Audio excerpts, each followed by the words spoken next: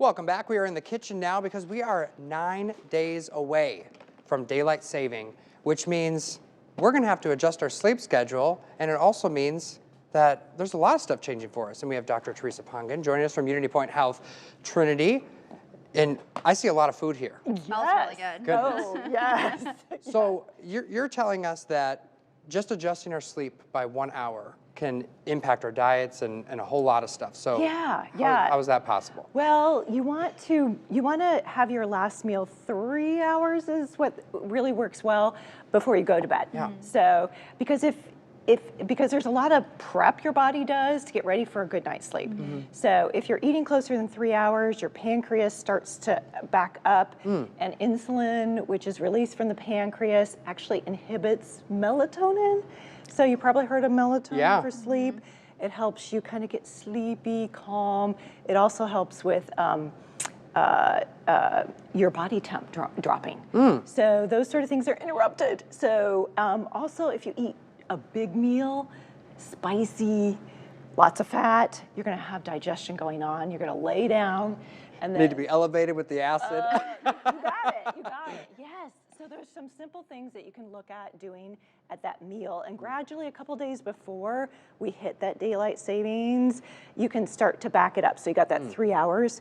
Think about caffeine too. You wanna back that up too, so that doesn't interrupt with your sleep, so. Well, okay, tell us about some of these meals that you brought here today. Okay, well, these meals are delicious meals that are gonna fill you up, but you're not gonna be hungry before you go to bed. You're gonna be just a nice fullness. So we've got our fish with lemon, garlic, a little olive oil, Italian seasoning, broccoli, coleslaw, and red potatoes. So we've got half vegetables with a starchy vegetable in there too, and we've got our tryptophan is in the fish.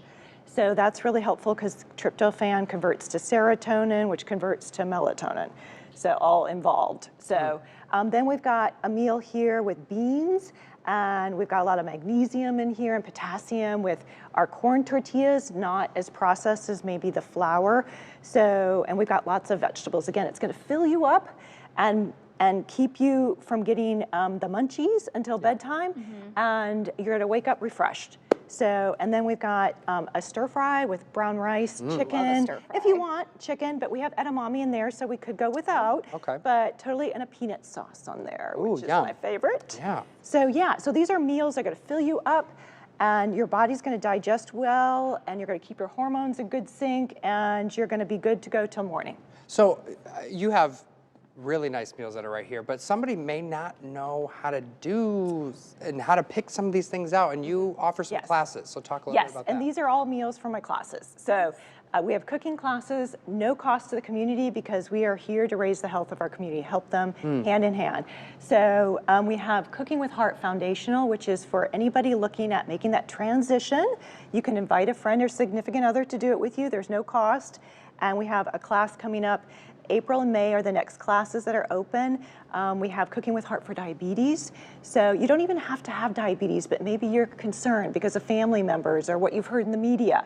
So that you need to be on the watch for taking care of yourself. So in Cooking with Heart for Cancer. So we're trying to hit some of the big chronic illnesses and guide people into eating delicious meals that really nourish their bodies.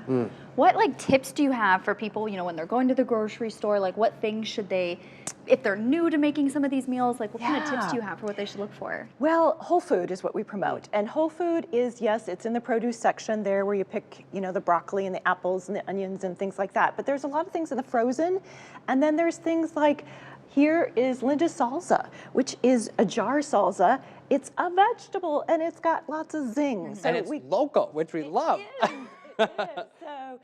So there's a lot of tips, and you just start to open up your eyes and start to see labels differently and read them.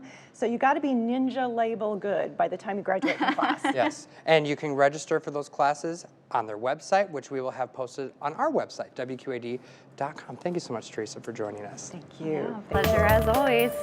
All right, again, you can check out our website for this full interview, this entire segment, and for how to sign up for the class.